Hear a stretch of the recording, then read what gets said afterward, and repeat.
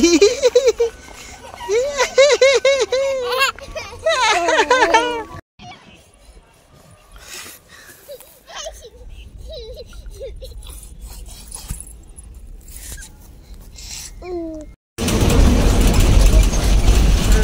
আমরা এমন একটি স্থানে ফ্যামিলি সহকারে বেড়ানোর উদ্দেশ্যে রওনা হলাম। প্রথমে আমরা বাসে করে নবীনগর গন্তব্যস্থলে পৌঁছালাম।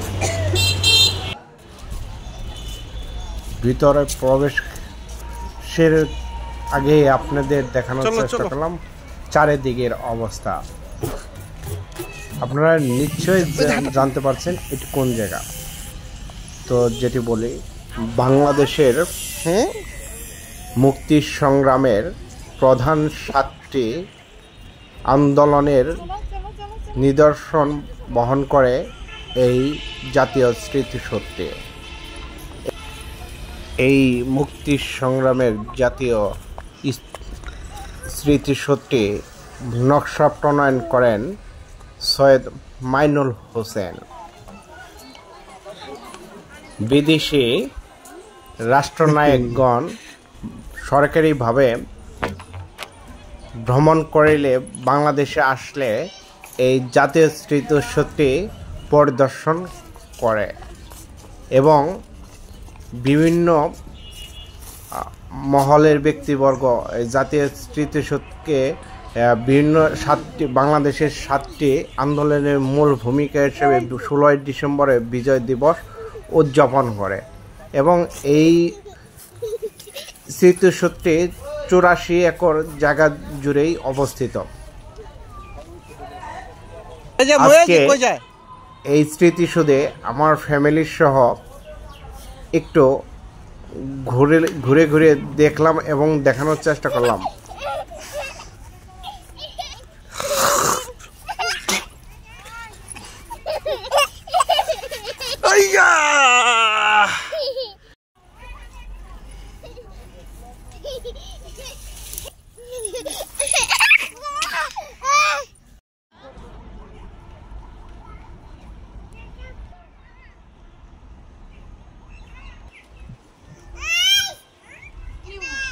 বাবা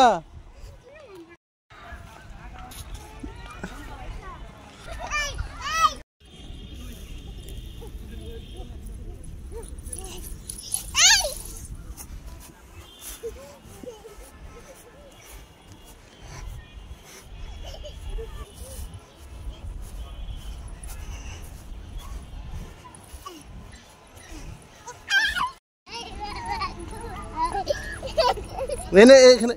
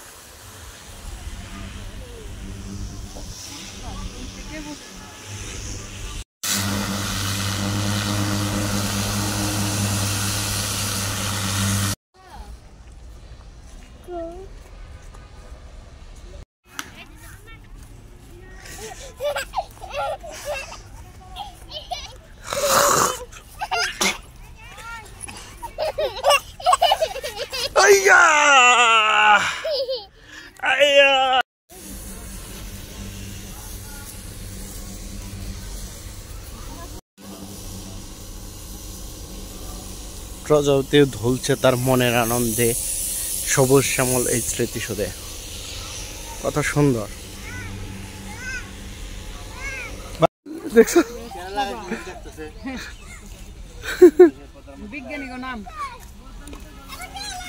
জায়গাটি হলো বিভিন্ন দেশের প্রধানমন্ত্রীদের রোপণকৃত গাছের চারার এবং তাদের স্মৃতিচারণ হিসেবে রেখে দিয়েছে জাতীয় স্মৃতিসৌধে, যা কিনা যুগের পর যুগ স্মৃতি হয়ে থাকবে বিভিন্ন দেশের প্রধানমন্ত্রীর হাতের রোপণকৃত এই গাছগুলা।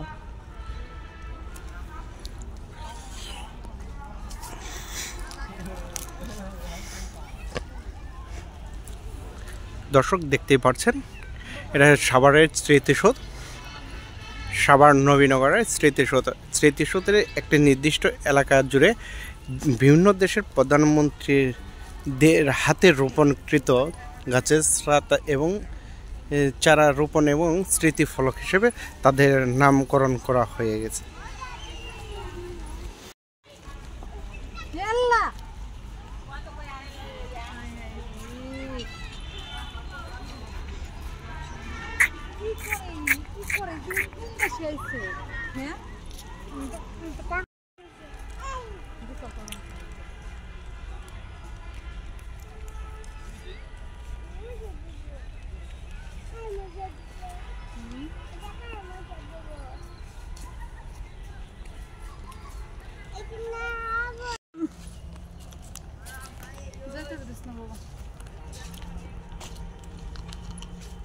O junior gaছে তলায় বইয়ে পেট ভরে ফুচকা পানি খামু খাচ্ছে তাই তো বাকি কিছু খাওয়াই পড়বে না।